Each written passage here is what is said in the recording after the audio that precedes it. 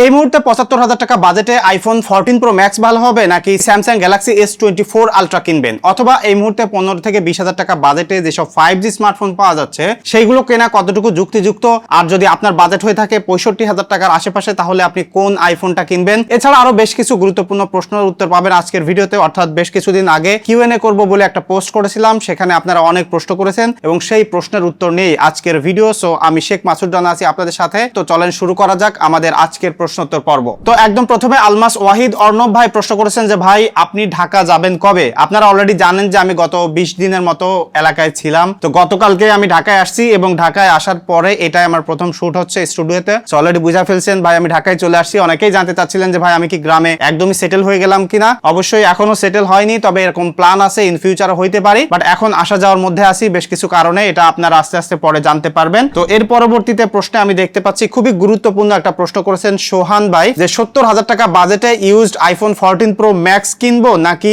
Galaxy S24 ultra কিনবো সব side থেকে কম্প্যারিজন করলে। এইটা নিয়ে আমি একটা দ্রুত ভিডিও করার চেষ্টা করব। তবে এখনো পর্যন্ত আমার এক্সপিরিয়েন্স থেকে আমি এই দুইটা ফোন ব্যবহার করছি এবং এই মুহূর্তে যদি আমি এই বাজেটে এরকম ফোন কিনতাম তাহলে স্যামসাং গ্যালাক্সি S24 আলট্রা কিনতাম। তার কারণ এটা কম্পারেটিভলি একটু newer phone, type C port আছে এবং কমপ্লিট ক্যামেরা সেটআপ তো অবশ্যই আছে। সবকিছু মিলিয়ে এই মুহূর্তে যদি আপনি এই দুইটা ফোনের কম্পেয়ার করেন তাহলে এখনো পর্যন্ত আমার ডিসিশন হইলো আপনার গ্যালাক্সি S24 আলট্রাটা কেনা উচিত। অ্যাকচুয়ালি এটার সাথে এটা কম্প্যারিজন হয় না। এরপর এমডি আরাফাত রহমান ভাই ইউটিউবে অনেক গুরুত্বপূর্ণ একটা প্রশ্ন করেছে, বর্তমান বাজারে 15 থেকে 20,০০০ টাকার মধ্যেও প্রচুর 5G স্মার্টফোন পাওয়া যাচ্ছে, কিন্তু আমাদের দেশে 5G নেটওয়ার্কের বর্তমান যে পরিস্থিতি তাতে 5G ফিচার আসলে আমাদের অত টাকা দিয়ে কেনা উচিত নাকি ওই বাজেটে 4G ফোন কেনা উচিত। কিছু ফোন আছে যারা এই বাজেটে 5G অফার করতেছে, কিন্তু 5G দিতে যে অন্যান্য জায়গায় একটু কস্ট কাটিং করতেছে। লেটস সে ডিসপ্লেতে যদি কোনো ফোন কস্ট কাটিং করে বা সাউন্ড কোয়ালিটিতে যদি কস্ট কাটিং করে তাহলে কিন্তু আমি অবশ্যই বলবো 5G থেকে আপনার ওই 4G ফোন কেনা উচিত। কারণ কি 20-25,০০০ টাকায় যারা ফোন কিনতেছেন, মিডিয়া এনজয় করা, battery life, display, sound quality, এই সবকিছু মিলিয়ে একটা ব্যালেন্সড ফোন আপনাদের দরকার। তো এই মুহূর্তে 5Gর বাংলাদেশের যে পরিস্থিতি তাতে ঢাকাতেই মোস্ট অফ দ্য জায়গায় এখনো 5G ঠিকঠাক মতো পাওয়া যায় না, আর সারা বাংলাদেশে পাওয়া এবং সেইটার পোটেনশিয়ালিটি ব্যবহার করা আমাদের জন্য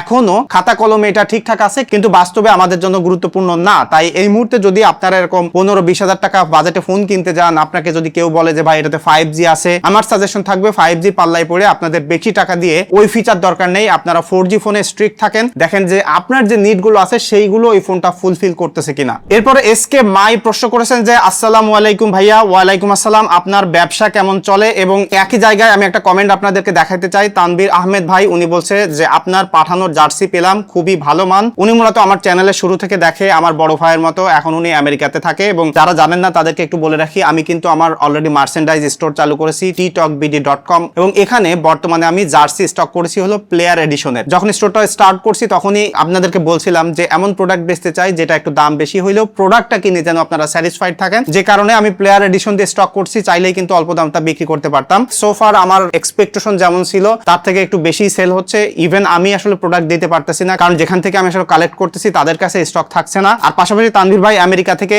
আমার কাছ থেকে জার্সি কিনছিল অনেকগুলো এবং উনি ডেলিভারি পাওয়ার পরে বলতেছে জার্সির কোয়ালিটি ওনার ভালো লাগছে। থ্যাংক ইউ সো মাচ ভাই, আমি জানি যে আপনি আমার ভিডিও দেখতেছেন। তো আপনারা যদি কেউ জার্সি কিনতে চান অবশ্যই ভিজিট করতে পারেন ttalkbd.com। আর যদি অর্ডার করতে যে কোনো প্রবলেম ফেস করেন তাহলে অবশ্যই হোয়াটসঅ্যাপ নাম্বারে যোগাযোগ করতে পারেন, এই ভিডিওর ডেসক্রিপশনে অথবা স্ক্রিনে আমি দিয়ে দিচ্ছি। তো এরপরে আমি প্রশ্নে চলে যাই, দেখি কে প্রশ্ন করছে। সিয়াম ভাই প্রশ্ন করছে ফেসবুক থেকে, ভাই আমি 65,০০০ টাকার মধ্যে ফোন নিতে চাই। আইফোনের ভিডিও ভালো লাগে, প্লাস বড় ব্যাটারি দরকার, বেশিরভাগ সময় মিডিয়াতেই থাকে, ক্যামেরাতে ফটো তোলে, মোটামুটি কোন ফোনটা নিলে ভালো হবে? তবে অবশ্যই আইফোন টার্গেট। তো আমি বলবো যদি আপনার 65,০০০ টাকার নিচেই বাজেট থাকে, এর থেকে বেশি যাওয়া সম্ভব না হয়, তাহলে আপনি আইফোন 15 প্লাস ফোনটা কিনতে পারেন। এটাতে বিগার ব্যাটারি, বড় ডিসপ্লে, এক্সিলেন্ট ভিডিও কোয়ালিটি আছে এবং যদি আপনি ফটো তুলতে চান ডিজিটালি জুম করে 3x পর্যন্ত পোর্ট্রেট তুলতে পারবেন। একজন এভারেজ ইউজারের পাশাপাশি যদি একটু অ্যাডভান্স লেভেলেরও ইউজার হয়ে থাকেন তাহলে 15 প্লাসটা আপনাকে এই বাজেটে স্যাটিসফাইড করতে পারবে। এর পরবর্তীতে আমি দেখতে পাচ্ছি এখানে প্রশ্ন করছে আমাদেরকে হুসাইন হক। উনি বলছে যে ভাই পোর্ট্রেট পিকচার এবং টুকটাক ভিডিও করার জন্য গ্যালাক্সি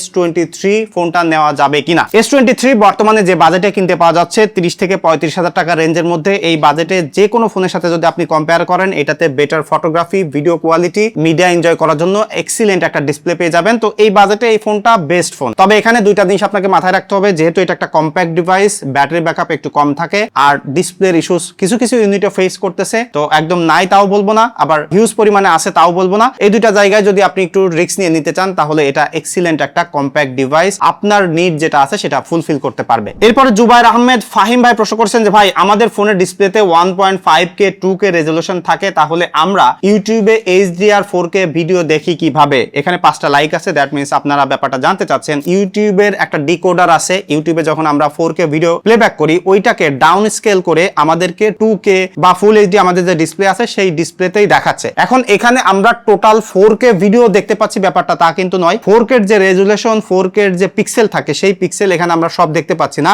এখানে আমরা 4K না দেখতে পারলেও এই নরমাল ফুল এইচডি থেকে এইটা একটু বেশি ক্রিস্টাল ক্লিয়ার দেখতে পারি, কারণ ডিসপ্লের ফুল পোটেনশিয়ালিটি, ফুল রেজুলেশন বা ফুল যে বিট রেটটা আছে সেটা ব্যবহার করতে পারে। তাই আমরা সত্যিকার অর্থে 4K ঠিকই দেখতে পারি না, বাট ওইটা ডাউন স্কেল ভার্সন দেখতে পারি এবং যেটা নরমাল ফুল এইচডি থেকে একটু বেটার দেখা যায়। তো যদি লজিক্যালি বলি তাহলে আমরা 4K ভিডিও দেখতে পারি না। এরপরে এমডি ইয়াসিন আহমেদ ভাই প্রশ্ন করেছেন ভাই Anchor nano A21D smart display charger সম্পূর্ণ ভালো খারাপ দিক নিয়ে একটা রিভিউ চাই। লাভ ফ্রম ব্রাহ্মণবাড়িয়া থেকে দেখার জন্য ভাইয়া থ্যাংক ইউ সো মাচ। আমার কাছে অলরেডি এই ডিসপ্লেওয়ালা চার্জারটা আছে, আমি কয়েকদিন ব্যবহারও করছি, এটা নিয়ে একটা শর্ট ভিডিও বানাইতে পারি। তবে এখনো পর্যন্ত সত্যিকার অর্থে আমি যে জিনিসটা খেয়াল করলাম যে নরমাল চার্জার আর এই চার্জারের অ্যাকচুয়ালি তেমন কোনো তফাৎ নাই। কিছু ফাংশন আছে না আমাদের স্মার্টফোনে বা কিছু গ্যাজেটে থাকে, আমরা দেখার সাথে ওটা নিয়ে এক্সাইটেড হই, বাট অ্যাকচুয়ালি ব্যবহার করতে গেলে আমাদের ওটা গুরুত্বপূর্ণ না। Same goes to this charger. আপনার ডিসপ্লে আছে, আপনি দেখতে পাচ্ছেন কি ফোনে চার্জ দিচ্ছেন, বাট অ্যাকচুয়ালি ওটার আমাদের আসলে দরকারটা কি? আপনি যদি 15 প্লাসে চার্জ দেন বা একটা আইফোনে চার্জ দেন, ওখানে লেখা দেখাচ্ছে, বাট আপনি তো জানেন যে আপনি কি ফোনে চার্জ দিচ্ছেন, কতটুকু টেম্পারেচার আছে, কত ভোল্ট টানতেছে, এটা আসলে আমাদের ডেইলি নিড না। এর জন্য বেশি টাকা খরচ করে আমি ওই চার্জার কেনার পক্ষপাতিত্ব না। তারপরে আমি দেখতে পাচ্ছি কমেন্ট করেছেন হাকিম রাজুকিয়ান, বলছে যে ভাইয়া লংগিভিটির জন্য নিউ আইফোন 15 ওর পিক্সেল 9 ভালো হবে মেইনলি ক্যামেরার জন্য। তাহলে একদম নিঃসন্দেহে আইফোন 15 বেটার হবে। তবে আপনারা জানেন যে পিক্সেলের ফোন নিয়ে আমি প্রচুর ভিডিও করি, বাট যখন নতুন ফোন আসে বা 50,000 টাকার উপরে একটা পিক্সেল ফোন চলে যায় তখন আমি সাজেস্ট করি না। তো এই দুইটা ফোনের সাথে কম্পেয়ার করলে অবশ্যই আইফোন 15টা বেটার হবে আপনার জন্য। এরপর আমি দেখতে পাচ্ছি কাজী মুসা ভাই প্রশ্ন করছে যে ভাই এই মুহূর্তে S23 FE নাকি A55 নিব, আর মোবাইলের ভিডিওতে যে দাম বলা হয় তার থেকে দোকানের দাম কম হয়, আশা করি উত্তর পাবো। ভাই মুন্সিগঞ্জ থেকে দেখার জন্য অসংখ্য ধন্যবাদ। ভিডিওতে দাম বললে সেই দাম দোকানে অনেক সময় কম হয়, বেশি হয়, তার কারণ হলো আমি যখন যে ভিডিওটা করি সেটা সময়ের সাথে সাথে হয়তো সেই ফোনের দাম বাড়তেও পারে, কমতেও পারে। হয়তো 4 মাস আগের একটা ভিডিও এখন আপনি দেখতেছেন, ভাবতেছেন যে এই দাম, দোকানে দেখলেন যে কম বা বেশি হইতে পারে। সো দামের ব্যাপারটা আসলে এইভাবে বলা যায় না, এটা টাইম টু টাইম ভ্যারি করে। বাট যে দুইটা ফোনের সাথে আপনি কম্পেয়ার করতেছেন, এ সিরিজের ফোন কখনো এস সিরিজের ফোনের সাথে কম্পেয়ার হয় না, অবশ্যই এস সিরিজের ফোনটা বেটার হবে। এই দুইটা ফোনের সাথে কম্পেয়ার করলে S23 FE টা একটা এক্সিলেন্ট এক্সপেরিয়েন্স আপনাকে দিবে, যেটা আপনার A55 থেকে কিন্তু পাবেন না। এরপরে আমি দেখতে পাচ্ছি অরিন্দাম ভাই চিটাগং থেকে প্রশ্ন করেছেন যে আমার কোশ্চেন হচ্ছে আপনার ফার্স্ট ইউটিউবের স্যালারি কত ছিল, আপনার ইউটিউবের জার্নিটা কেমন ছিল?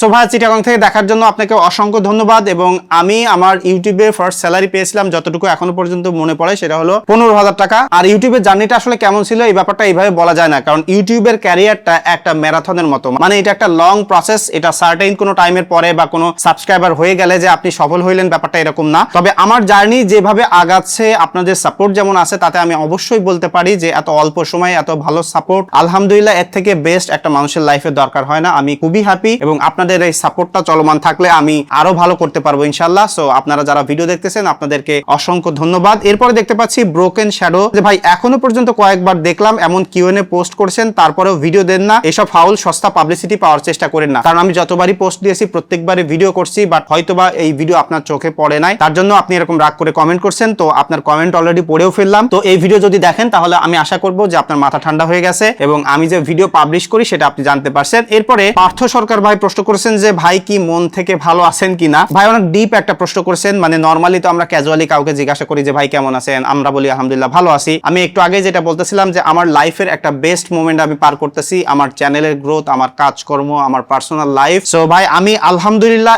এর থেকে বেস্ট আমার লাইফ চাই না, যা আছি এর থেকে বেশি টাকাও চাই না, এর থেকে বেশি সুখও চাই না। আলহামদুলিল্লাহ এভাবেই এরকম একটা ব্যালেন্সড, এরকম একটা সুন্দর জীবন আমি পার করে যাইতে চাই। আপনারা যারা ভিডিও দেখতেছেন আপনাদের জন্য আমার মন থেকে দোয়া থাকলো, সবাই যেন ভালো থাকেন, সুস্থ থাকেন এবং এই পর্যন্ত ভিডিও দেখার জন্য আপনার প্রতি কৃতজ্ঞতা। দেখা হচ্ছে পরবর্তী ভিডিওতে। ধন্যবাদ সবাইকে।